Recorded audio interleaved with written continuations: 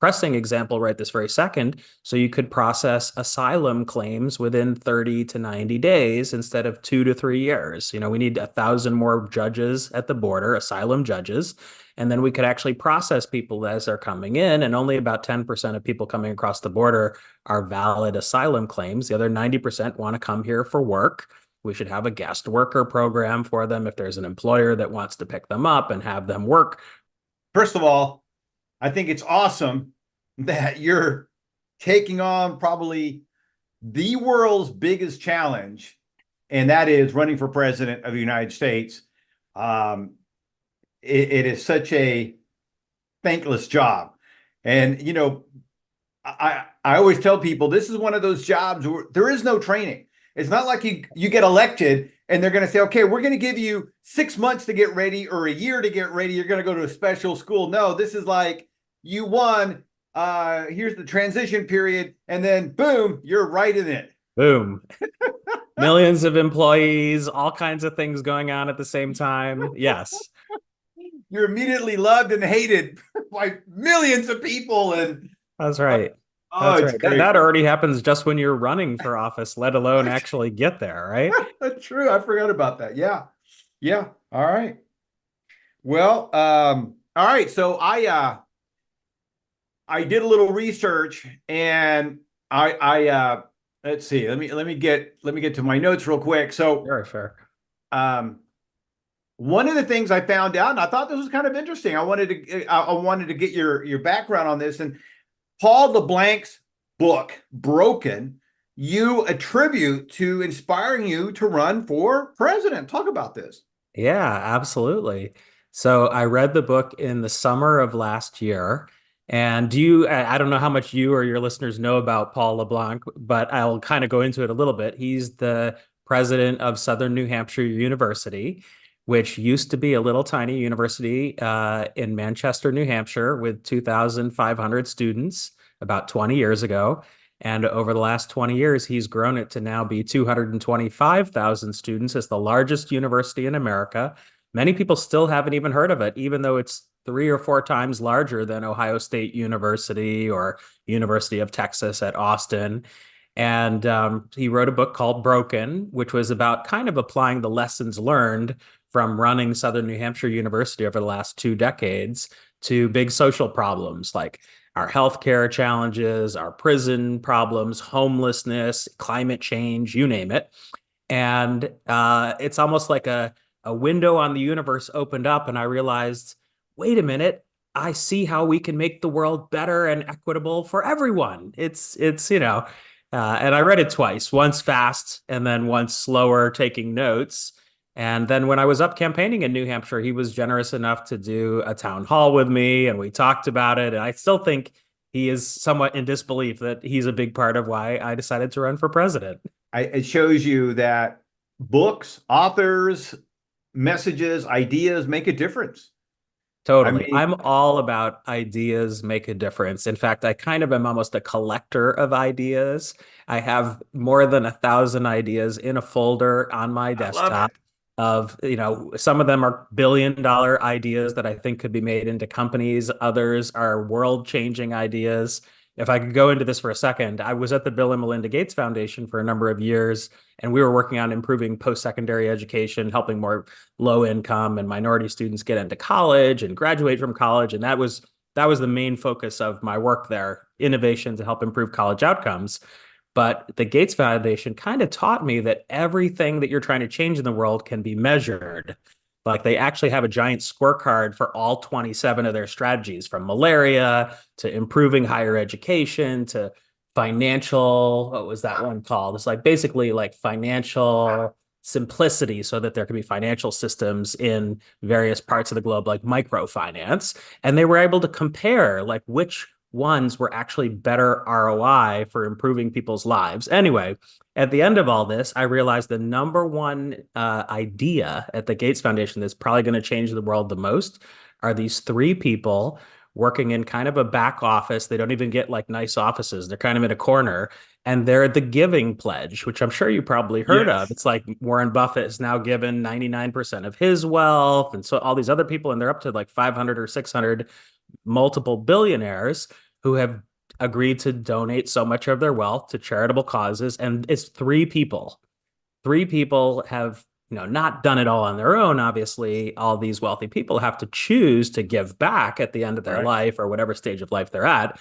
But just imagine those three people have probably persuaded half a trillion, maybe $1 trillion in capital to go towards improving the world. And that's pretty incredible if you think it's just three people. That I it, think there were it's a 50 people in our group trying to improve college outcomes, and it improved from like 55% graduation rate to 62%. That's something. But sure. those three people moved $500 billion or $1 trillion of capital. Yeah, it's incredible. First of all, the idea of the giving pledge is a big idea. Yeah, It's a huge idea, and of course, it got a lot of spotlight. First, Bill Gates announced it, and then second, I think Warren Buffett embraced it wholeheartedly. they did like a three-person thing on Charlie Rose or one of those other shows. And, it's interesting because the Giving Pledge, people just think it's three words, but it really is like an idea that once Right. you get that idea in your head, and then you could execute on that idea. And it's amazing what it can accomplish. Absolutely, absolutely. What's the old saying? That a few dedicated people can change the world, and typically that's what it is. I mean, America was It's kind of founded. what the phrase is. Like it's Yeah, it's the only thing that's ever changed the world or thank you. It's something the like only that. thing Yeah. that's, and Yeah. and you can, and if you look at our history, it was a few founding fathers who said Hmm.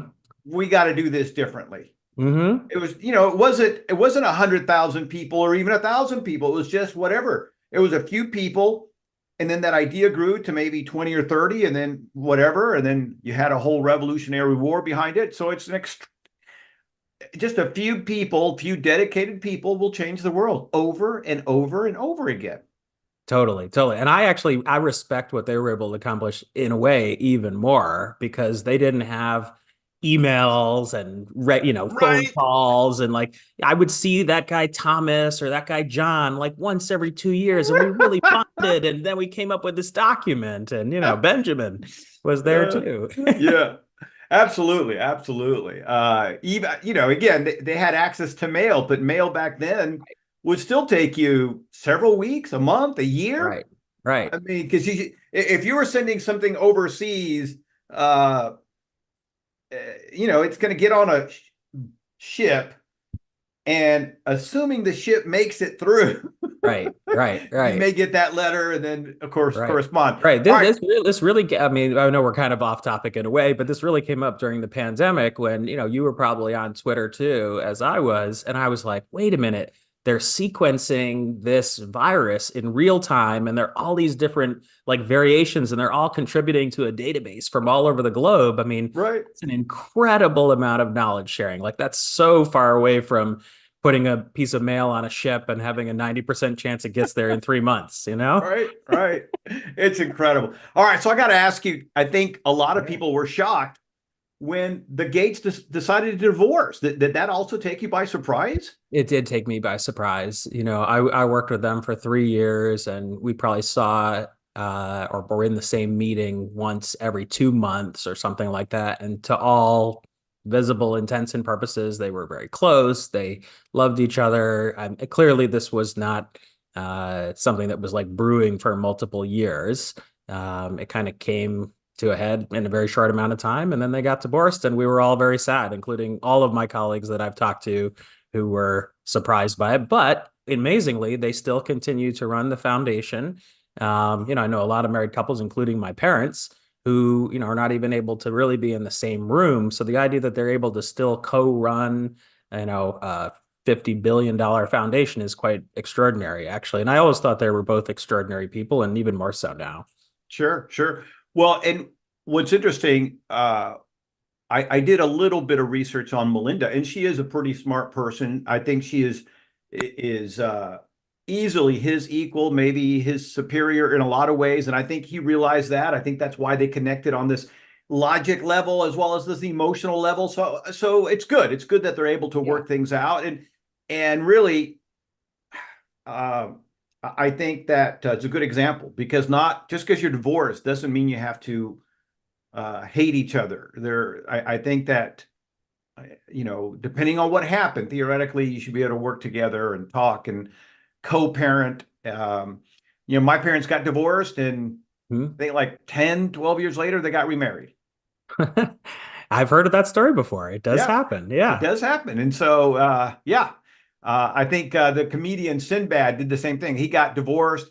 I think it was 5 years later they got remarried, and he said, nobody else could tolerate our weirdness. So, you got to find somebody who's willing to put up with your level of crazy. All right, let's get back to it. I think it's again extraordinary that this book set you on fire, and I I want to talk about this because one of the things that your one of your points is that you think you have the ability to bridge these political divides, promote national unity, which we're sorely Yep. missing, Yep. and talk about this. Why do you think you have a sliver of a chance to lead the country and bring us back together?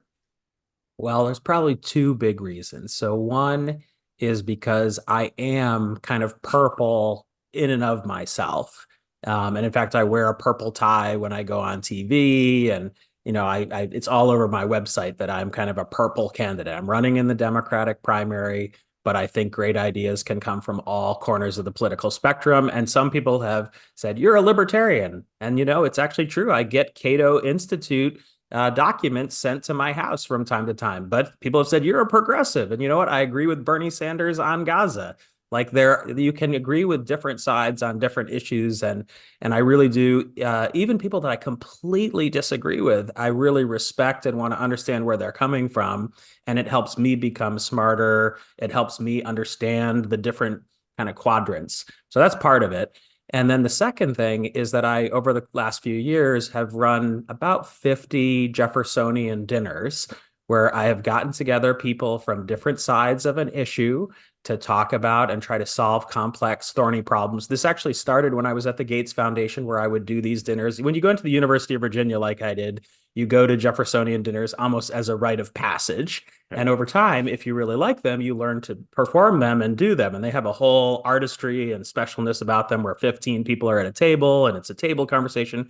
And it's got to the point now where I can actually host these dinners and have hosted one to try to diffuse a lawsuit between a foundation and one of its grantees. To try to bridge the divide between politicians on different sides of an issue. And I imagine if I get to the White House, I would actually host a dinner in the White House with 14 people or 15 people from both sides of the political spectrum. We would talk about, all right, so this immigration bill, there are problems with it. We can't seem to get over the finish line, and we're going to broadcast it to the whole country. And everybody's going to hear your positions, and you better be on your best behavior and show what it's like to actually disagree in a civil manner. And so we can figure out what are the compromise positions. And I've gotten to the point now where I can kind of call a vote in the middle of these. And my goal is usually to get it to be a unanimous vote. But in these, politician ones, you can never get unanimous votes. But I do think that skill would be interesting and could make for great reality TV as well as we try to conquer these thorny issues that are dividing our country. Man, that would be extraordinary. Not only would it make great entertainment, but also just a valuable lesson that Yeah. adults can come together, disagree, but be agreeable about disagreeing. They don't have to become jerks or violent or, Right. we're seeing so much craziness where if a Republican, especially now, if a Republican aligns himself with a Democrat or one of their ideas, they're going to get lambasted. They're going to suffer. Right. And it's not so much the other way. If a Democrat aligns himself with a Republican, yeah, there's a little bit of pushback, but not as much compared to the Republicans have become very combative on everything. I do agree with that. That probably means that we're both Democrats. Like I'm smart enough to kind of recognize my own biases there. Right. But there are 32 congressmen and women who are part of the Problem Solvers Caucus, 16 Republicans and 16 Democrats. And that's how Joe Biden was able to get through some pretty big legislation, the CHIPS Act, the Infrastructure Bill, the Inflation Reduction Act, which really was mostly a climate change act. And it's because there was a little tiny bit of bipartisanship. And, right now, Washington is kind of sinking into the abyss as we Right. talk. There's probably going to be another government shutdown. Who knows if there will be aid for Ukraine or Israel? And wouldn't it be great if there could be a televised dinner where we all get in the room and guess what? The American people are going to see how you behave in this room. So And at the end of the dinner, there's a fun food fight just to just get it all out. The sad part is I know that the way American society has gone, someone will storm out of the room and Sure. there will be some type of made for TV moment. But I do think the American people deserve to see who storms out of the room and who sticks through the hard conversation to the end. Well, and you make a valid point. Look, the easiest thing to do is for you or I to storm out of the room. Right. I don't have an idea. I'm going to call you a name and I'm going Right. to leave in a huff. Right. Right. Well, that's why divorce rates are high. That's why, people feel betrayed because they can't express themselves. They can't figure out how to have this tough conversation. Yeah. So instead of saying, hey, Jason or Bert, I don't agree with you. Maybe I don't have any ideas, but this doesn't feel right to me and whatever, Right. they shut down and they do something crazy. And, I think of, the actor Charlie Sheen when he had his meltdown. Yeah. Apparently, him and his in management, the producers weren't getting along, and I don't know exactly the details, but he chose a very public, very I don't know, funny way of dealing with it, right? And yes, drugs might have played a part in there, but the drugs just really allowed him to behave in the way he wanted to behave. I don't think they were the cause. More of anything, they were, I don't know, Perhaps really were a symptom of the stress he was under dealing, with that conflict that wasn't being resolved. I don't know. I do remember right. that incident. Yeah, I definitely remember that. So one of the things that I agree with, one of the points that you brought up is that the president can create jobs, and I think this is ultimately one of the pillars or one of the objectives of any good government is to be innovative and create more jobs, whether it's on a federal level or on a local level. I think this is paramount to a presidency. Give me your thoughts on this. Ah, thank you so much for asking this question because it allows me to really go deep on something that's I hint at on the website, but we haven't had time to turn it into something written yet. So we care about creating these jobs, these middle class jobs, and better than middle class jobs for Americans, but we're not measuring it in as detailed a format as we should be. So, as a very simple example, the jobs report comes out every month, and we are 272,000 more net jobs. Which, by the way, the net jobs thing kind of disguises the fact that it's like 4 million jobs gone and 4.27 million jobs created. There's a huge turnover in the job market every year. But what would happen if we actually upgraded the collection of that data to distinguish between kind of crummy jobs that pay, let's say, $10 an hour or less, or good jobs that have benefits that are kind of in the middle, like $15 to $25 an hour, to what we call quality jobs, which are salary jobs that pay $50,000 a year or more. And then even there could be professional jobs, et cetera. We should have that thing documented and tracked to extremely granular detail. There is a database maintained by the Labor Department that updates every 2 years with these codes for what the titles of the jobs are. And if we were really studying it at the atomic level, then we would know exactly how many ultrasound technicians there are, how many data analysts, how many data scientists. And if you knew that information and you had researchers tapping into it on a very regular basis, you could say, like, these are the jobs that are really growing. These are the courses and certificates and credentials you should earn to get those jobs. And I can see enough in this very fuzzy data to to see that credentials are growing really fast. These 6 to 12 month training programs where you get a certificate or a credential at the end. Think like Google Analytics certification Right. or Microsoft SQL Server certification. Like some are in tech, but they're not all tech. Some are in healthcare, project management, manufacturing. Advanced manufacturing is growing a lot right now. And once you know that data, then you can actually implement policies to drive more jobs in those categories. And right now, it's almost like we're flying blind. We don't know where the jobs are coming from. We don't know what's creating them. We do know that small businesses create 67% of jobs. But if you double click on that, it's not any small business. Actually, new businesses created in the last 10 or 15 years are really the job creators. And you know this because you've been deep in this for a while, but we don't even keep track of that. Like, is this a new business? Is this Mm. an old business? That's kind of at the legacy part where it's, for example, oil and gas are kind of you could say they're at the end of their life, but the end of their life could be 50 years of continuing to drill from the ground and create cash flow. Whereas these new businesses that crop up, like OpenAI, just created 5 or 6 years ago, it's growing like a rocket. Its Right. valuation is already $80 billion. And how many employees are they going to hire and how big are they going to get? We don't even track companies the way we should. And we're overly focused on the big old school companies and not focused enough on the fast growing, job creating startup companies. At least in the media, there's a lot of hype around startup companies, but we don't track it at the government data level. And that's why we can't actually implement the best policies. Sorry if I went a little bit off there, but No, it's good. there's a huge potential, and this is my area, and I would love to have the smartest minds in the country working for me in the Department of Talent, is what I would call Oh, it. I like that. I'd merge the education department and the labor department, and we'd be focused on helping make schools more connected to the labor force and helping us all be a lot smarter about how the labor force is evolving so we can actually implement policies that drive more of these quality jobs. We should even be studying how happy people are at their jobs. 80% of people are very unhappy at their jobs. What can we do to create more jobs that create happiness and fulfillment and purpose? We're so far away from that right now, but I see that as like a second term of my presidency thing. Once we figure out how to get more people to the middle class and more people to the American dream with quality jobs in the first part of my administration.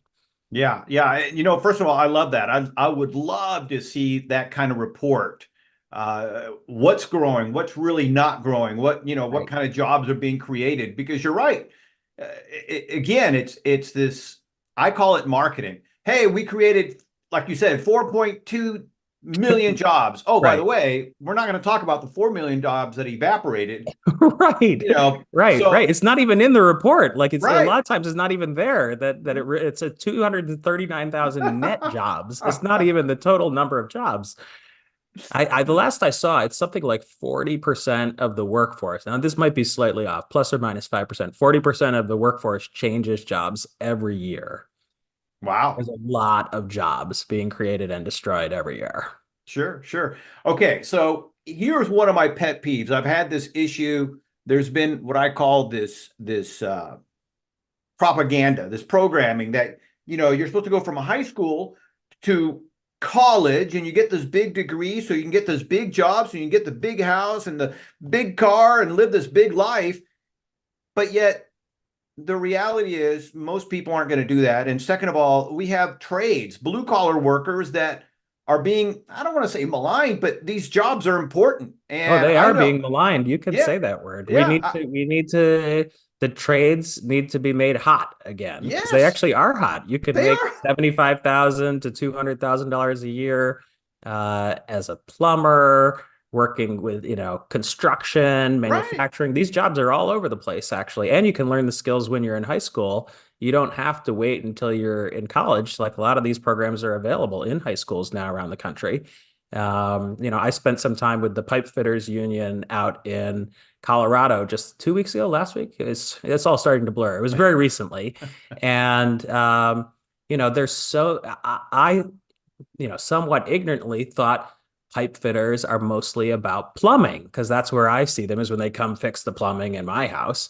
And they gave me a huge education about, oh no, there's all the city water that's running underneath all of the streets all over the place. We go and fix the Hoover Dam. We're involved with, all this, the I would say water treatment facilities. I mean, it's like it was bigger and bigger and bigger and bigger. And those jobs pay very well. Yeah, they do. Yeah, they do. The other thing that I've always found interesting about every industry that I've ever had the opportunity to consult with is just like the example you gave. We have the surface understanding of what pipe fitters are, and then you get this education, and you go Right. from yes, this much. All of a sudden, you realize it's like this huge thing, Right, and right. all the levels deep they go, and then you find out that there's one or two different associations and there's a magazine or maybe several it just goes Yeah, yeah, on and yeah. That's on. all It's true. I incredible. found Yeah. out all the, yeah, yeah. Exactly. All right. I want to go back to the job thing because I think again this is going to be the number one issue as we move forward, not only in this election but the next probably future elections forever.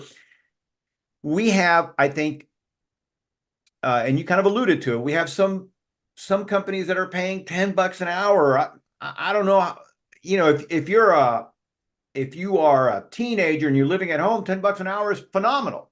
But if you're an adult, that's that's ludicrous. That should be illegal, in my opinion. It's like, there's such a huge disparity between a livable wage, which Yes. I don't even like that term because a livable wage is like, hey, you're breaking even. Yeah, you're barely clearing some bar. Yes. right. You're living barely. And then so there, so you kind of alluded to this, there's a quality job and there's a sub quality job or subpar and sub and sub. Hmm. What to you is a quality job versus a non-quality job?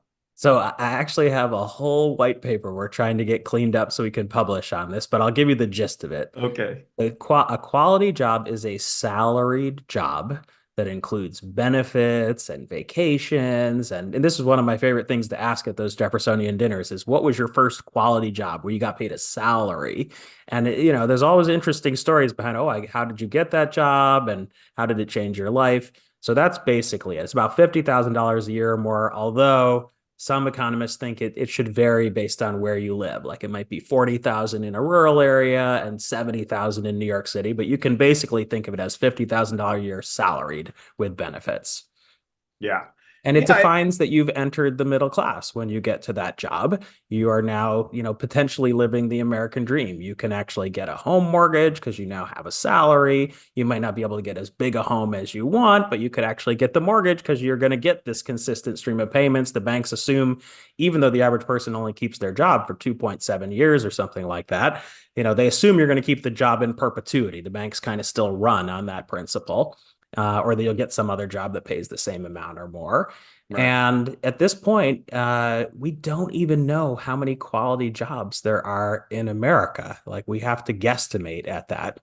And there's a group called Jobs for the Future that is going to attempt to help generate 75 million more quality jobs over the next 10 years. They were one of my grantees at the Gates Foundation. They're a phenomenal organization. Maria Flynn is their leader. And that's the mission that I'm on. If I get elected president, when I get elected president, is to actually put the full force of the federal government behind the vision that Maria and her team put out there. Yeah. All right. So here's a little bit. I'm going to put you on the spot with this one Yeah. because this is what do they call it? Political dynamite, the third rail. Because one of the problems I see, and this is on both sides, okay, and I kind of consider myself more of a centralist. I used to be a hardcore Republican until they got in bed with the insurance companies and Mm-hmm. You and should wear a and it's purple tie too. It feels really good to I, wear those purple ties. I Although funny ties are enough, going out of style, so maybe I need yes. to wear a purple headband. I don't know. Purple shirt. I have Purple literally shirt a closet full of purple shirts. It's actually one of my favorite colors, so it's is mine perfect that too. you It's okay. mine too. Uh, but I have a huge problem with the government subsidies that we give some of the wealthiest industries in America. Beef Mhm. industry, sugar industry, dairy industry, corn industry. It's literally trillions. It's definitely billions of dollars. And it's like, wait a minute, why aren't we pouring that money into small businesses or startups or I don't know, let's use that money and pay down the debt. Let's do something better with that money. What's your take on this?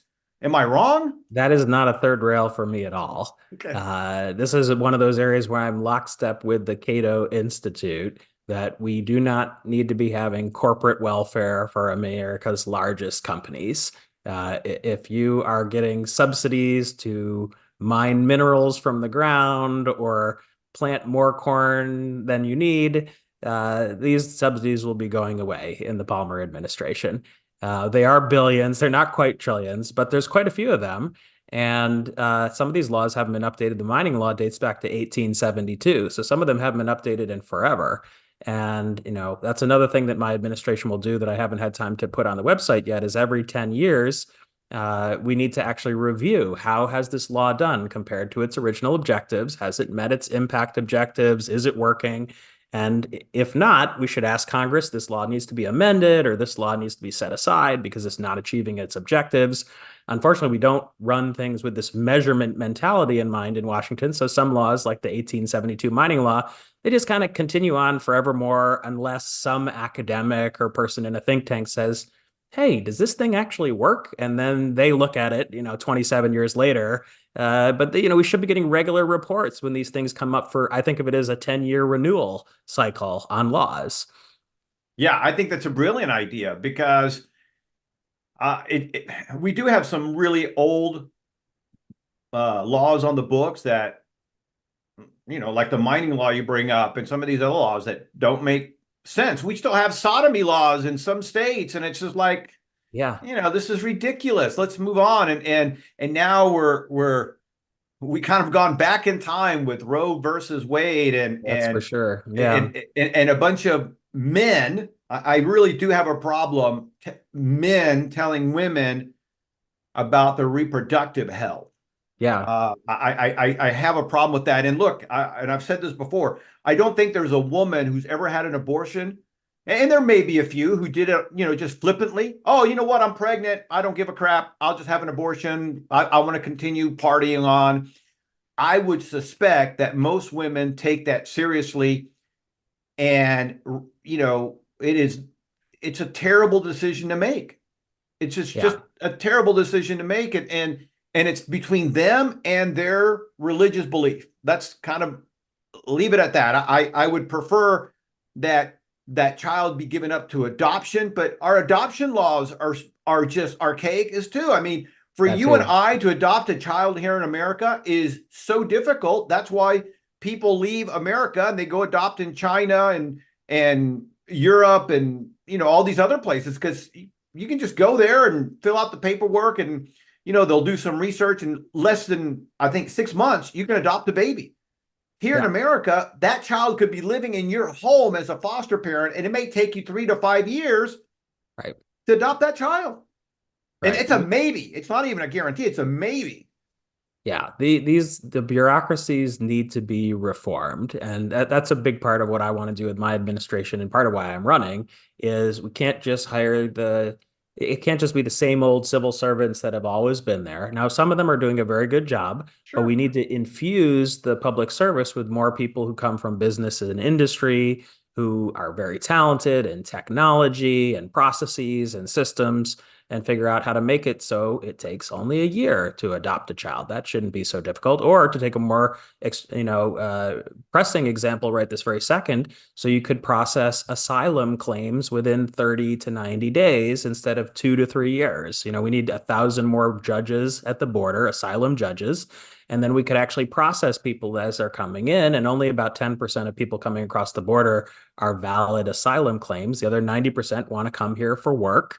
We should have a guest worker program for them if there's an employer that wants to pick them up and have them work for a summer in the fields or for a year doing some type of work. Let's make that program exist, but let's not just keep having this giant problem at the border or this lack of adoption going on. Let's actually solve these things one at a time with smart people and good process. Absolutely. I'm an immigrant. I was born in Cuba, and I'm grateful for the politics that were happening in the 1960s because otherwise I wouldn't be here. So I'm grateful. We do need to protect our borders. It's crazy not to think that we don't need to protect our borders. 60 Minutes, I had an episode, I think it's just 2 weeks ago, where they were saying a large percentage, and I forgot what the percentage is. The number of migrants arriving at the southern border is unprecedented. Last year, U.S. Customs and Border Protection recorded 2.5 million instances of detaining or turning away people attempting to cross into the United States from Mexico. So what's the fastest growing group among them? Chinese migrants. Yes, you heard that right, Chinese. We saw large groups, including many from the middle class, come through a 4-foot gap at the end of a border fence 60 miles east of San Diego. The illegal entryway is a new route for those hoping to live in America. I don't trust Chinese nationals very much. We have a history of Chinese nationals who've come here, they get an education, they go work for a company, and they've been caught doing espionage over and over again. We have this terrible relationship with China. When I think of doing trade with China, what I think of is toxic toothpaste, toxic toys, toxic lumber, toxic sheetrock. I mean, they just want to destroy America. They are not looking to be our friend. They're looking to compete with us and take us down. And so where at least the Latinos that are coming over, and again, yes, there's always going to be bad apples, people who do drugs and do terrible crimes, but that's a small percentage. We don't have a history of the Mexican nationals or the Latino nationals trying to take down a building or corrupt our infrastructure or anything like that. Take that in consideration when we're trying to decide, okay, who we're going to let in and who we're not. But I think our immigration policy is, again, archaic. And it's super archaic. So I believe we should move to a talent-based immigration system, which would be in the Department of Talent, by the way, I to love kind that. of round it out. Yeah. And you would get points based on having particular skills that we need in our economy, whether you're going to be a taxpayer and you're already qualified for those quality jobs. Do you speak English? That would give you additional points too. Do you have family members here? Do you have a job lined up? This is similar to the systems that exist in Canada and Australia. They've both seen a huge influx in what I'll call talented, the world's best and brightest, who have expanded their economies and helped them grow faster. And that means they have enough money for their Social Security and Medicare. Meanwhile, we're laboring under a 40-year-old immigration system to that whole point. Hasn't been upgraded in so long. And, so we've got all kinds of people coming across the border, like you were just talking about, who then we don't have the ability to process them. So they just kind of, blend into the society. And then we got all these people earning PhDs in our labs, and they can't get a green card after they graduate, so they get sent home. And they're just not willing to live here as an illegal or as an undocumented immigrant. And it's a shame. We need to completely fix this system and be focused on attracting and keeping the world's best and brightest. Right. Look, during the Trump administration, he was pretty harsh on immigration. And I think that was okay. Did he maybe go over he crossed the line a couple times? He definitely went over over many lines. Yes, but here's one of the lessons that I learned from it. We had these California farmers who had tons of crops that went unpicked. Went bad because they couldn't find people. They couldn't find people. And even though they were offering, I think at one point they were offering $25 an hour, Americans weren't going to pick that crop. Not even at $25 an hour. Right. And it's just back. Have you ever gone apple picking or corn detasseling? These are hard jobs. They're hard jobs. I do not find those to be something that interests me at all, right? I mean, it's like, let's go to furniture from IKEA. I definitely let's go to the apple orchard and pick apples. No, I'm not going to work for free and then pay them for the apples that I just picked. No. But again, tons of food went bad because there was nobody there to pick them. And I love your idea of having 1,000 or 2,000 or 3,000 more judges to help get through this process. It's crazy that nobody talks about this. All politicians is almost like they're on autopilot. We need more border control agents. We probably do still need a little bit more border control agents, but Sure. really we need many more judges to Right. actually Well, process things. and here's kind of my idea. I'm gonna, put it in your idea bank. Maybe you'll use it, maybe you won't, but I think that I have 1,000 ideas in that bank. Let's okay, add some more. Bring let's it add on. some more. By the way, I do the same thing. I have a notebook Yeah. and I come up with an idea and I write it down. And anyway, but I think that if somebody wants to come over here and work, especially if they're going to help our farmers, let's let them come over. Hmm. And we charge them a small fee to come over because it costs us money to process them. Maybe we charge them Right. $1,000, which they can pay over time. Well, we Right. can take that $1,000 to pay for the agents, to pay for the wall, to pay for the judges, to pay I mean, when we have literally millions of people coming over and we charge a nominal amount, not only are they here, they get a permit, Yeah. and I think that it will help offset the costs. And I'm thinking maybe both parties could get on board. Hey, the Republicans, hey, this is going to offset the cost and we can use the money for these other resources. The Democrats, because they want to let everybody in or whatever. So I think that that's kind of my thought. If we I'm in charge the favor of fee, that on an even grander scale. oh, I There's love lots it. of things that the government does. Now, I'm a business person, so I think this way. Right.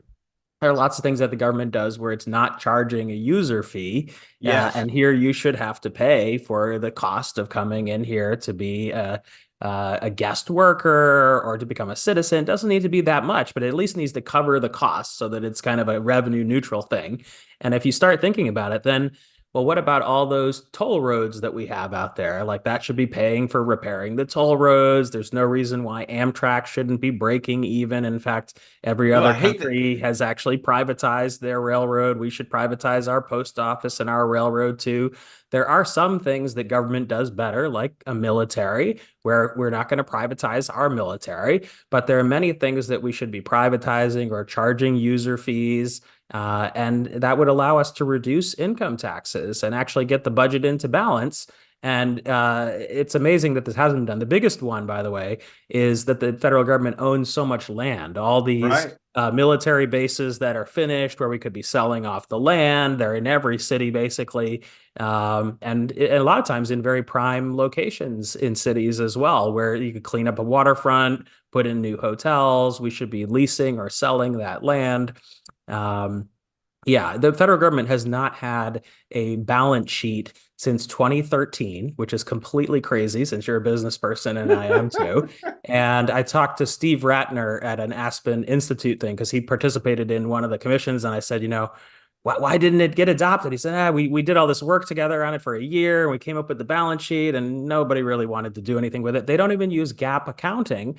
So that's even crazier. So, when we're increasing the payments that go to people for kind of transfer payments, that's totally different than when we're investing in making a bridge or building a new building, but we treat it all the same in the federal budget right now. We don't actually have depreciation the same way. We're not using GAAP. Mm. And there's a better way to run this railroad. Yeah. Yeah. Absolutely. I will say I don't like the term cost neutral or breaking even because that's so very difficult to actually do. Yeah. I've never seen it in business. It's like, but I'm okay. I'm okay if the post office makes a profit. You know, I, That I'm shouldn't okay. be such a controversial statement. Right. But Yeah. back to stupid laws, we have a Yeah. law book. We have a book. I'm sorry. We have a law on the books that does not allow the post office to make a profit. Right. And it's ridiculous. Look, I hear people complain that they're paying whatever 40, 50 cents for a stamp. Are you kidding? Where else It can is you move 50. something? I think 51. It's above 50. Yeah, look, let's just make it $1 and leave it there for a couple of years because how else can you get a envelope with whatever it is, 8 or 10 pages Right. from any state to any other state for 50 cents? That's a smoking deal.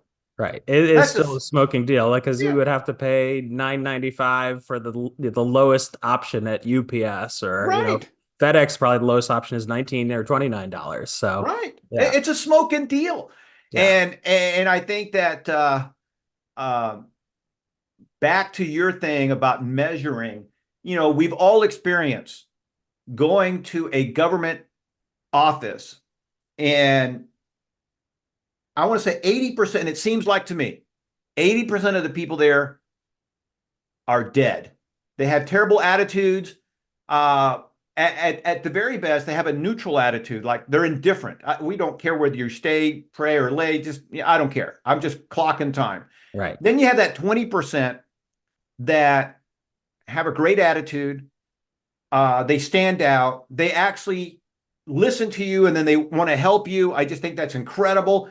But if we were measuring some of these talent, some of these people, some of these metrics, maybe they could be rewarded. And I know the government isn't set up for that, but maybe it could be. No, it we got to definitely, it do definitely something. can be. This is another thing we haven't changed in 50 plus years is the government service schedule. You're like a GS5, GS15. So right now, government workers are making less than they would in the private sector, but they still have pensions, which is not available in the private sector. And they have great health benefits too. We need to make it so you can make more money and you could be GS 16, 17, 18. It shouldn't just be on seniority. It should be based on merit and talent. And that can be changed too. Like that's a non-sexy thing, but it could be really, really impactful if you could actually bring better people into the government and promote those 20% who are the really positive solutions-oriented ones. But you have to kind of imagine that the government can become like Google, or the government can become like pick your most innovative company. But it can be. There's no reason why the government has to be this sluggish, hasn't been updated in forever. That's why I always say we need to upgrade our democracy. Yeah, yeah, and there's nothing wrong with that. Unfortunately, it's just one of those things that won't be easy. It's going to be, I remember years ago when the Secretary of the Veterans Administration, is it Robert McDonald? Robert, Yep. yeah, he came in, and first of all, I think the only people that should be involved in anything with the Veterans Administration, they must have served on some level. We have these lawmakers that oversee the VA, but they've never served, and they don't understand. And I work with VA organizations, and they don't understand what our troops are going through. They could give a crap less. They make these promises, and then they pull the rug or they break them. Anyway, so Robert McDonald comes in. That's true. We don't do the right thing by our veterans at all. That's part of my policies to improve that. And and I think that if we're going to send people to war, the least we could do is take care of them when they come back. But anyway, so McDonald comes in, and I think he fired like 1,000 people because they were doing really crappy jobs. And of course, these are government employees, and somebody filed a lawsuit, and those 1,000 people got their jobs back because the judge says, "Hey, I'm sorry, you didn't follow the process. These might be the worst people, and yes, they probably deserve to get fired, but you have to write them up. You got to go through this process again. The system has to be updated." A lot of our government agencies, including the FAA, are working on these horrible computers. It's just like they're terrible. Right. Oh my God. So much has not been upgraded. That's why I have a whole pillar of my campaign is about modernizing the government, upgrading the technology, upgrading the human resources, everything you're talking about. It's not sexy, which is why I made it my third pillar, to be honest, but it actually might be the most important. Yeah, yeah. Sometimes the least sexiest things are the most important. Look, discipline, not sexy. Accountability, not sexy, but discipline and accountability is what's going to make you the most successful. Right. That's the same area that has government accounting reform and balanced budget. Like these are all things we know we should be doing, but we're not focusing on them enough. And they're core to if we want to put our country back on track. You got to get these things done. They're the basic blocking and tackling. Right. All right. I want to talk about this. We got these two old folks running. Biden is 80 or 81. 81. Yeah. Trump is 70. 77. 77. Yeah. Once, in my opinion, Biden is too old and Trump is too, I don't know, crooked, too off-centered, too erratic. too unstable, whatever, he's He's not a not good fit leader. to serve, He's not definitely. fit to serve. He is Yeah, not a good yeah, leader. yeah. You know, by any measurement, if you go down the list, what makes a good leader, you will see that Trump meets none of these. Right. But Puts these people before himself. right, Oh. doesn't take responsibility. Speaking of Doesn't take accountability, it doesn't really. accountability or It doesn't. responsibility. Does he tell the truth? Does he have integrity? No, no, no, no. They're You all know, emphatic no's. Yeah. right? It's like I wonder if his name is actually Donald J. Trump at this point because he lies so much about everything. Right. Before I got to know him as a president, I admire him because he doesn't drink. He says he doesn't drink and doesn't take drugs, and I always admire his level of energy. And Hmm. let me tell you, now that I've gotten to know him as a president and he does lie so much, I'm thinking he must take something. There's no way that somebody so obese could have so much energy because he runs circle around any of his opponents. He does have this miraculous energy. It's got to come from somewhere. I don't know if he's just mainstreaming caffeine. He's supposedly he drinks a lot of Supposedly doesn't Coke. drink coffee either. Yeah, he So doesn't drink coffee, but yeah, I think he does drink Coke. So maybe he's yeah. mainstreaming that. But Right. I don't know. I just find that amazing. But I will give him points for his energy. But let's go back to the age thing. I think it's time for Biden. And Biden did say he wouldn't run again if Trump wasn't running. But I think Biden needs to move over and give somebody younger with a little bit more zest, a little bit more energy, like Yeah. yourself or Yep. somebody else. And I think No, not Biden's going to. somebody else, like myself. Let's Okay, keep. like yourself, Jason Palmer. Okay, the deal is, I think he has gotten too old. Yeah. And I have a problem. Look, Orrin Hatch is somebody that I liked. He should have retired. We have what is this lady who died? I think Dianne Feinstein, you mean? Feinstein. Oh, Come on, you should have retired. yeah. Pelosi, you need to just stay retired. Just Right. go find something else to do. You can influence policy in a different I way. will stick up for Nancy Pelosi that she did eventually step back, and now She did. Hakeem Jeffries is in charge. Like that, that's what Joe Biden should do at this point. He should be like George Washington and say, I was going to be a transitional figure. I've done my work. I passed these three major pieces of legislation. Now I'm riding off in the sunset to my Mount Vernon in Delaware and and have at it because there are a lot of great people. I mean, I was kidding a little bit before. I would love to be president. I think I would be a great president, but there are many great people in the Democratic Party. You got Gretchen Whitmer in Michigan, you've got Gavin Newsom in California, Jared Polis Mm. in Colorado. Some people like Ro Khanna, he's a congressman in California from Silicon Valley. You could even say like Mark Cuban would be somebody who I would say, he's a billionaire. He's done more with business than I've done. That type of person is who we need to rerunning the country. Some people have mentioned JP Morgan's Jamie Dimon as a possibility. He's also kind of a purple candidate, like myself. Not even sure if he's a Democrat or a Republican, but there are a lot of great people who could be leading the country who are in their 50s or their 40s or even 60s would be considered young these days. Let's let the new crop of leaders pass the torch to them. Well, I think you're right. In fact, I'm going to text Mark right now, and since you brought it up. Hey, Mark, would you consider running for president? And let's see if he responds during the show here.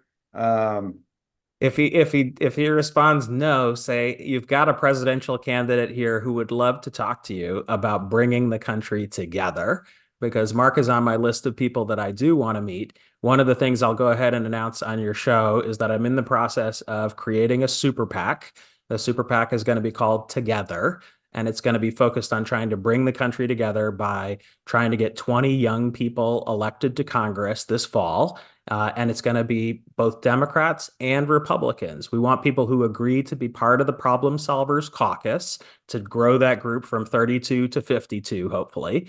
And I did something similar back in 2018 when I announced publicly on Facebook that I wanted to help get 20 women elected to Congress. And I put the whole list up. And then Bloomberg found out about the list and they blew it up even bigger. And they put a lot more money in than I did.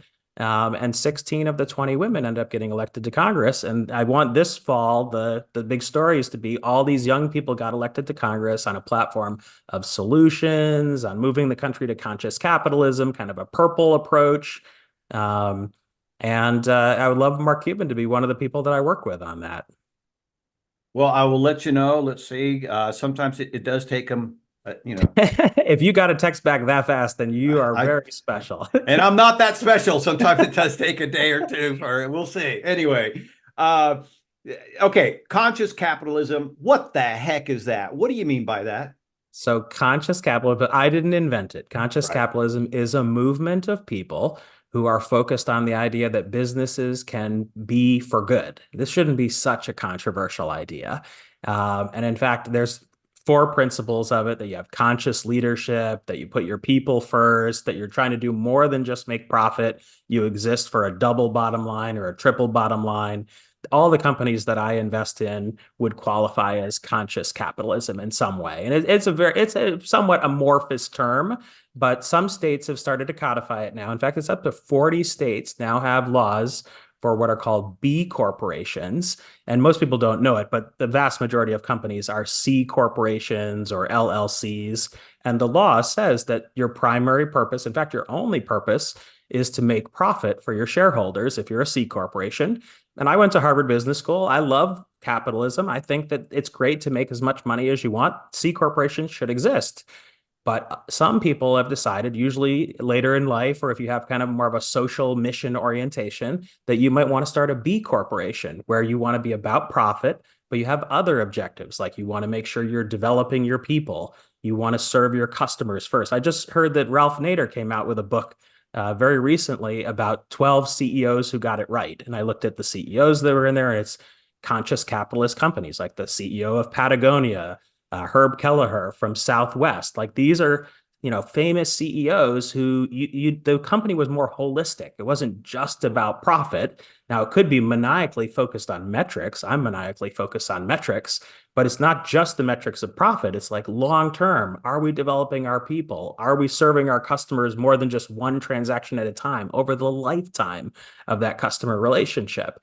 And my grand theory of the case here is that if B corporations get taxed at 15% corporate tax rate and C corporations get taxed at 25% corporate tax rate, more and more big companies are going to say, how do I change myself into a B corporation so I get the lower tax rate? Well, you put your people first, you focus on the environment, the community, all these other things, and we will have a much better, more equitable society if that comes to pass. I think that's great. I think that I could see a lot of C Corp saying, yeah, let's just transition to B Corp and we'll fake it because, it's easy to fake. It's just like, what do you call it? On a lot of these airlines, you can, I guess, donate money to them to offset emissions, which is the most ridiculous thing I've ever heard in my I life. did see that on one of the plane tickets I bought. Like, do you want to spend $72 extra to offset your admissions? I'm like, what? No, it's like, I want to spend $72 million and have my own jet. I don't want to spend $72 for offsetting emissions. What are they going to do? They're going to go buy emission credits from somebody else. It's the most ridiculous thing. And so this is something that I do have a problem with. I would love to protect our environment. I spent an enormous amount of time in Hawaii. I spent a lot of time in Puerto Rico now. And Hawaii specifically, these people are, living below the poverty line. I think there was a report that said to live in Hawaii, you need a minimum of $110,000, which very, very few people make $110,000 on the islands. That are native to the islands. Yeah. Yeah. And the problem I have is that we've done this environmental thing to our detriment. It started with the turtle with the straw in the nose, which I think was faked. At first, I reacted like everybody else. Oh my gosh, this is terrible. I scuba dive, and I've been around these turtles a lot. I'm going, you know what? Chances of a turtle getting that up its nose, first of all, the straw is going to be floating on the surface. Anyway, it's just like winning the lottery. And for the turtle to leave it there and the photographer take a picture of it, another lottery. But anyway, like, again, back to emissions, we have the electric vehicles. I don't know if you've seen this video on C-SPAN where the guy, and it's not a hostile video. It's not like they're being rude. It's actually a very educational video where the congressman is saying, hey, if all the cars were electric tomorrow, how much impact would that have on our, green grass or whatever? Yeah. And he said like 2%. It's this tiny percentage. And then he goes on, well, does it take more materials to make the EV cars? Yes, because the batteries are very involved. And so we're not really helping the environment. It sounds like we are when you think about the electric vehicles. And if you don't have to leave your immediate circle, one of the other problems with electric vehicles is that they run out of batteries. So if you and I had to evacuate Los Angeles and we're driving an EV, we're going to get stranded most likely on the freeway. There's just no way you're getting out of California quickly if it has to be evacuated, at least not out of Los Angeles or San Diego or, Sacramento. You're going to be stranded on the freeway. So I think that we're making too big of a deal with the environment. Do we have to protect it? Yes. Do we have to be responsible? Yes. But I think the pendulum has swung too far over. Your thoughts? It's a matter of degrees. I definitely agree. Like one stat that you will probably appreciate is that our carbon emissions have gone down by 20%, the whole United States of America, over the last 20 years. But no one will ever say that. But I think we should take a little bit of credit for that because that means we actually have done some good things. We've gotten better gas mileage. We have some people driving electric cars. I still think it's less than 5%. I have a Tesla. I love my Tesla. I do recommend everybody go get an electric car. They're great.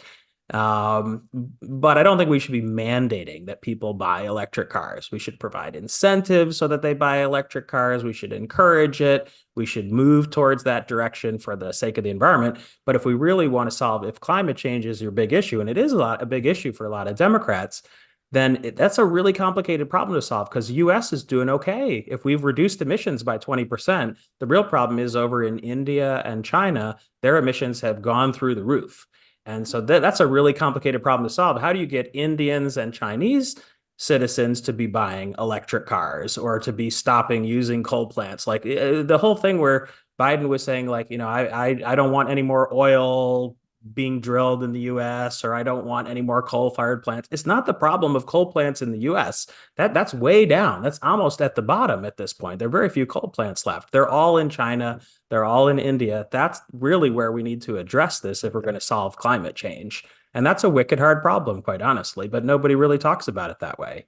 Yeah, it is a very difficult problem. I don't want to sound like it's not, but and you're right, the cars are part of the solution, but a bigger part is we got to upgrade our transmission lines. Right now, we still have, like, if you just look at the power lines that we have, these power lines, 30, 40 years old, haven't been upgraded. We have much better ways to upgrade transmission lines now so that we lose less through heat and we lose less through just the bad conduction in the materials.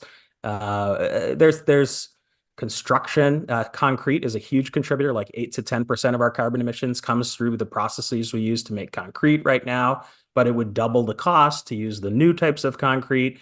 We could be putting windows in everybody's house that, like, automatically when the sun goes through, you could actually get energy from the window. This has already been invented and is already in a number of like top end LEED buildings. But there's no reason why you couldn't buy windows. But it's going to be a million little innovations is what's going to eventually get us there, not a million regulations. And I like that because you're right. I was watching a video where these guys have come out with the shingles connect and their that's solar right. panels. You could put a whole roof on your house. I think Elon Musk even has one of those coming out soon. I think so too. But you were mentioning India, and I think one of the reasons their emissions have gone up is, first of all, they're going through the industrial process. Number two, they're receiving a lot of our trash. I mean, there's tons of documentation that the U.S. and Europe sends India and some of these other third world countries a lot of the trash, and you see these people that are picking through the parts to get the little bit of gold and whatever that they, it's reusable, Those and metals, yeah, yeah, yeah. and Yeah. so It's not even gold, it's just copper, but oh, it's still valuable. Yeah. yeah, whatever it is, the different components that they're able to get whatever material, but yeah, it is again, um, back to your example with the job report, it's misleading, Right. because you said that, hey, we lower our emissions by 20%, and that means what to us in the US? Does it mean, I mean, we're still having air quality issues, we're still having what do you call it, to your point, we're having all these regulations. Right. Newsom wants to outlaw gasoline cars by some ridiculous date, and it's like he doesn't even have the energy now to keep the lights on, and he wants to. In fact, when they were having problems last summer, he asked, "Hey, stop charging your cars." What? I mean, it's like Right. it's Right. No, it's that the frustrating. the It's whole thing, I frustrating. would flip that whole thing around. We can actually have a pro innovation uh green energy agenda that's about, electrifying our transmission network, upgrading our power plants. We should be introducing nuclear power plants again. The technology has gotten much better. Solar, we can do much more with solar. One of the most impressive things I saw was a map of like how many solar panels would need to be deployed across the entire state of Arizona in order to power all of the US. And you think like, oh, it would have to be like the whole state. But no, it's like this little tiny corner up in the corner of Arizona. If we had enough solar panels to fill one small corner of Arizona, we would actually generate enough electricity. So I think solar is going to be the biggest outperformer over the next 10 years. But we need to be encouraging more jobs, green energy jobs. There's 25 million of them to be had. And this isn't about regulating old industries to death. It's about supporting new industries and new jobs. Yeah, and I agree with you. Look, the solar technology has improved tremendously. I think years ago, Governor Schwarzenegger came out with an initiative. He wanted to, I think he called it the $1 million, 1 million solar roofs or something like that.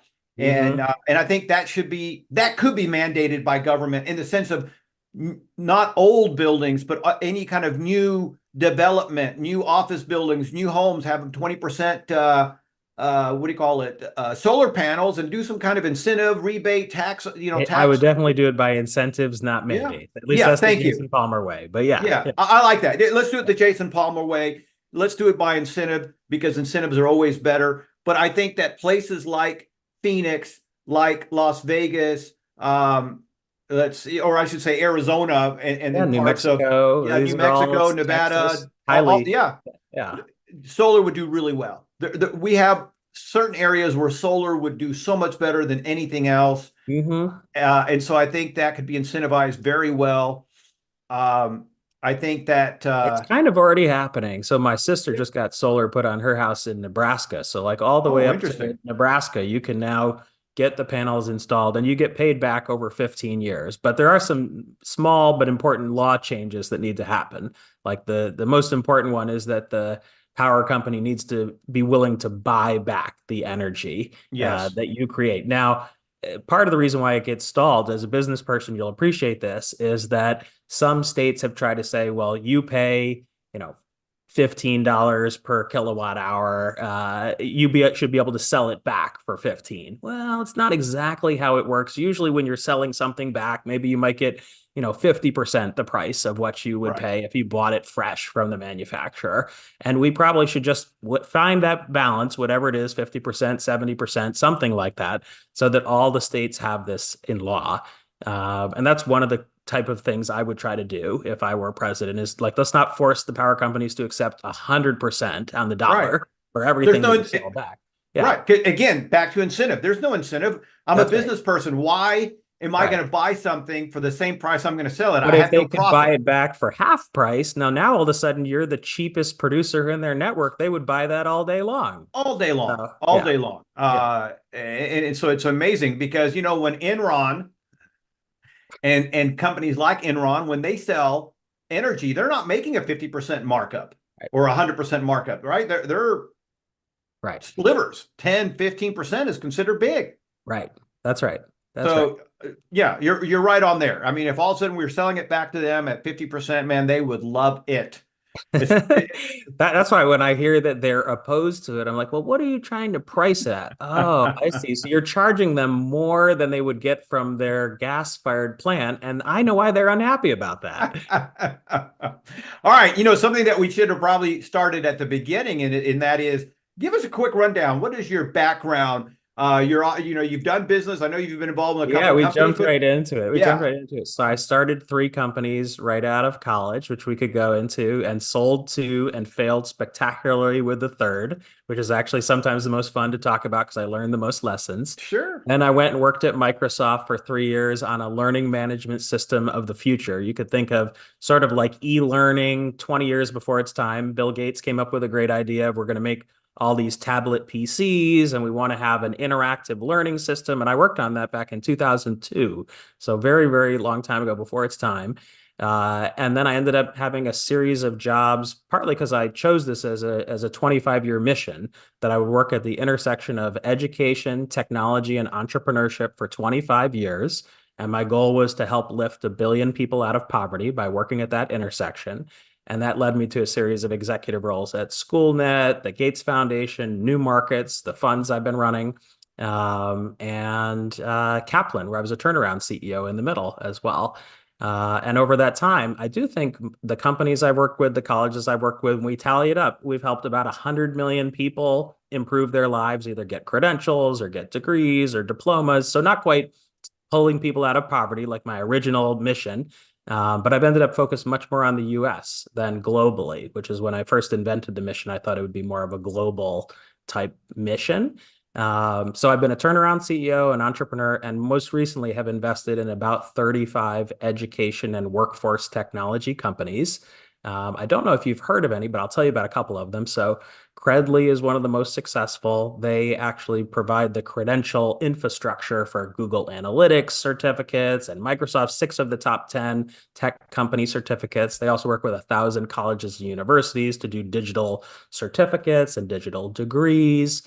They were recently acquired by Pearson for $200 million, and that was, publicly available because Pearson is a publicly traded company. Another one I've worked with is a company that does education for people in prisons and jails. They're in 13 states and 81 prisons and jails. It's called Origin. I'm very proud of that company. It's growing really, really fast and still only has like 1% of the prison and jail market. It's really helping people reduce recidivism, help them get credentials while they're in prison or jail. And then another company would be a company called Mersion, which does virtual reality training to improve people's social, emotional skills. It really originally started out as an in-classroom thing that some colleagues at the Gates Foundation funded, where teachers would get a simulator basically to pretend like teach a simulated class. And then those teachers did better when they went to the real class. And a little company was created to do this. There's patents on the technology. And then they got McKinsey to sign up and do leadership training using the same software. And then Best Western wanted to train their hotel desk clerks. And then Starbucks wanted to train their store managers. And before you knew it, 300 Fortune 1000 companies as customers. And they were named by Fast Company one of the most innovative companies a couple of years ago. And there's 35 companies like that we've invested in across 5 funds over the last 20 years. Wonderful. I love that. Yeah, that's great. Good experience. Jason, with your technology background, and I know that there's some information out there about you doing something with AI. Talk about this. Sure. So that you must have like really good ears or something, because earlier today we announced and launched the first presidential AI that has ever been launched by a campaign. If you go to my website at palmerforpresident.us and you click on the little link that says palmer.ai, you can ask my digital avatar any question that you want about my campaign, my policy positions, even hypothetical situations. And I will say back to you exactly what my policy is and explain to you why. And have to admit, my team and I, we looked at the alpha product the last couple of days. It's like, Jason, this AI is better than you on a few things. I'm like, it is me. These are my policies. But it That's doesn't good. say or huh. It just, it's a much smoother delivery than my delivery. Sure, sure. Speaking of AI, though, and I can't wait to check it out. You should check it But out. It's super yeah, fun to play with, actually. I think that's definitely what do you call it? The wave of the future. I do think every campaign will have one of these next time around. I mean, it's partly because you need to know, like, when I send out text messages as part of our marketing campaign, a lot of people will write back, like, what's your position on veterans? What's your position on Gaza? What's your position on abortion? There are certain key issues. And if you can ask me the three questions you really care about, be like, oh, I met that guy. I know what he believes in. Yeah, that's extraordinary. I think I'm going to go check it out. That I think is a phenomenal marketing tool. It's interactive video. So what better way to get to know the candidate than to be able to AI or ask questions through their AI avatar? Exactly. I mean, Exactly. And that I right should mention there. at the same time, we're multimedia here. I mean, I'm a startup technology guy. So we also have emails going out that are not just the standard marketing emails. It actually says it's from Palmer AI. And it says like you can reply to this marketing email and the AI will reply. And we're already getting emails back. Back and And forth. then after like two or three back and forth emails, we're going to say, we don't want to do email anymore. Click this button and talk to me directly. And it'll lead people right to the AI that's on the website. That So, is extraordinary. I mean, is that it seems like a service right there. I well, mean, actually, we are kind of batting around. Should we sell people like their own version of their own AI if they want to put it up on their website like this? Because it could be just you. It could actually do the whole podcast. You don't even have to be here. You could just like feed it the 12 questions and let the AI do the rest. one of the things that Joe Biden had is that he's been in politics forever. That's both good and bad. But 50 years of public service. Great public service. 50, yep, 50 years of public service. He's been involved in different caucuses and commissions, and obviously he was a VP and now he's president. So he knows the system well. But it is, I think, time for him to say, so long. Let me give somebody else a try. One of the things I wanted to ask you is I think, and I could be wrong with these numbers. I think that the media was talking that he was able to raise, was it like $80 million in a couple of weeks, or maybe it was 40 million. It was a huge amount of money. And they were comparing during the same time frame, Trump was like a tenth or a 20th of that. My question to you is, obviously, when you're running for the presidency, it's a huge amount of money. And It do you is. do you It see is. yourself raising that kind of money to stay in? Because one of the things that are against outsiders like yourself is the funding, and you need it. So how do you overcome that? Totally. I have definitely discovered that there is a Democratic funder network that exists, and it is 95% behind Joe Biden. And I did know that coming in. Like, I'm not Michael Bloomberg, I'm not a billionaire. I actually am someone who has done okay for myself, but this is, fundraising is a key part of my strategy here. And we have gotten a number of donations at this point. But to be honest with you, this is probably 90% self-funded at this time. And I know why other candidates are dropping out, like Marianne Williamson dropped out of the Democratic primary. Dean Phillips did very well in New Hampshire, but he was just on Twitter today saying he thinks he's going to get less than 10% in Michigan. And I know he laid off a lot of his staff last week. It's hard. It's hard. Some people I think hire too big staffs. We have a very small, tight team of 6 or 7 of us right now, depending on how you count one person who's part-time. And you know, it's a difficult thing. So I'm going out. Half of my week this week is going to be fundraising, getting more people to decide whether to re-up in the campaign. And, this Super Tuesday is going to be a very important day. We have two places that we want to actually get a big enough percent that we earn delegates for the convention. And possibly in our dream scenario, we might actually win one of those places. And that'll help put us on the map more. But we've done better and better each state that we've performed in so far. And we feel like we're the slow but steady, that as others kind of fall away and run out of money, I'm stewarding the money much more carefully, running this capital efficiently like a startup. And I know my team always says to me, Jason, this isn't a startup, this is a campaign, but it really is quite similar to a startup. It really, really is. And knock on wood, my plan is to be the last one standing when Joe only has one more competitor to knock out and get the nomination. That's good. That's a good plan. And, to your point, in my opinion, I think you're doing better than Bloomberg. Here's Bloomberg. Not only is he a billionaire, but he owns a media outlet. Right. Nobody even knew he was running. I mean, it was just ridiculous. There was two billionaires that ran last time. There was Bloomberg, and there was, what's his name? Tom Stahl Steyer also ran. Steyer. Yeah. But so it goes to show you that it's not just money. You need to have a message. You need to be able to resonate and connect with the audience, because Bloomberg had tons of money and he spent, like they said, close to $1 billion. It's like $600-700 million. And right. There's a guy that was running in the Republican race. Ryan Brinkley is his name, and he just dropped out after raising and spending $80 million. I will tell you, not confidentially, because I'm sharing it with everybody who watches your podcast, that I've spent less than 1/100th of that amount of money, and I think we're having a much bigger impact on the discussion, the debate.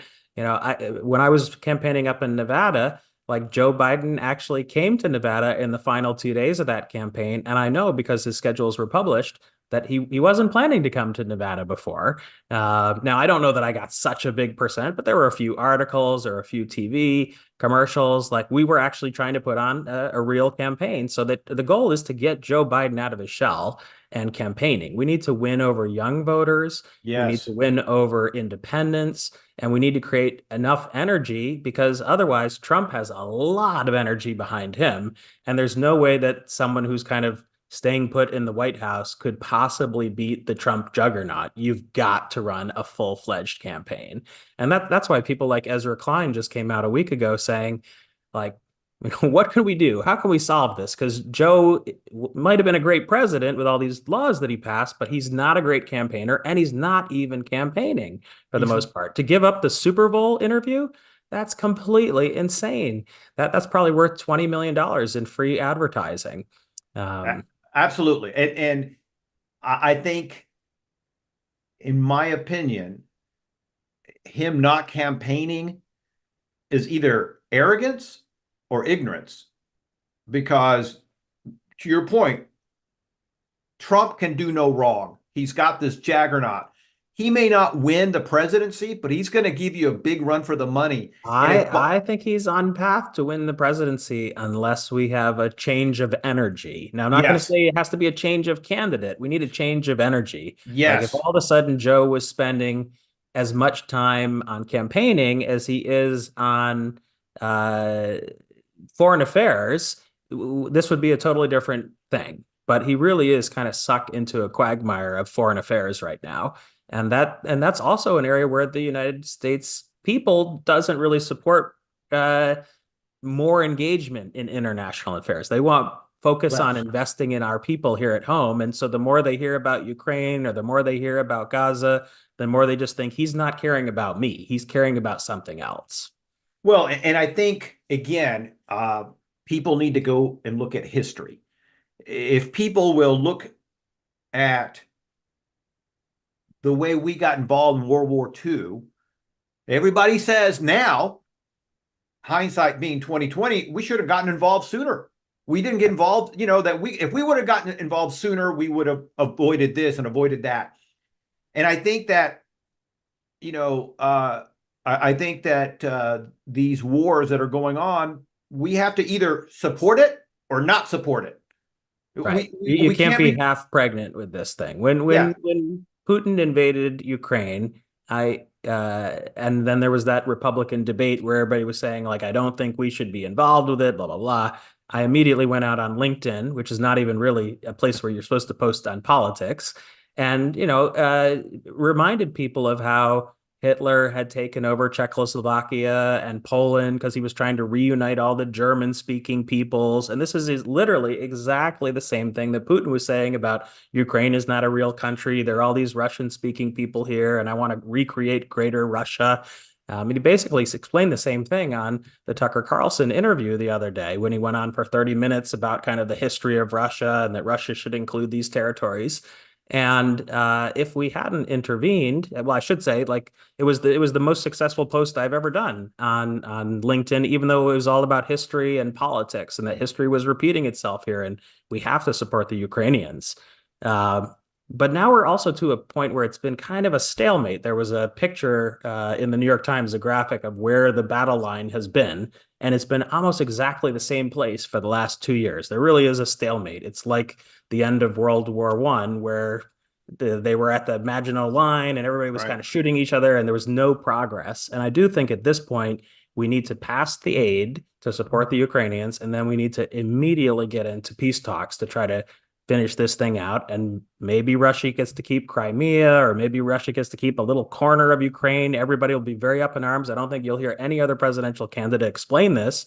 But if we don't, this war is going to go on for 5 more years, and Putin is going to win because he's going to wait us out. He has longer staying power than we do. So we have to understand our own people are already losing interest. Like, you can see it going down. And so we have to work with the Ukrainians to figure out a way to finish this war in the next year after we give them the funding. Yes, it is time to piss or get off the pot. I just looked at my phone, and no, I have not heard back from Mark, but let's see what we can do there to connect you guys. It has been it's been a blast having you on the show. I would certainly we went totally past the 60-minute limit, but I've been having fun. I hope you've been having fun too. I have too. I think it's been I think it's been a lot of fun, and I'm always a big I believe that if you and I are having fun, the audience will have fun. So hopefully that'll be true.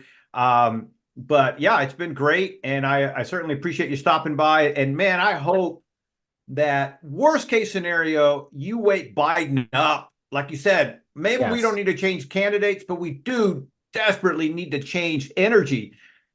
He's almost invisible, and when he does speak, it's not with a high amount of energy, which goes to the whole age thing. Right. And when you listen to Trump speak, it might be completely 100% inaccurate, completely false, but he has energy. He has this incredible amount of self-belief.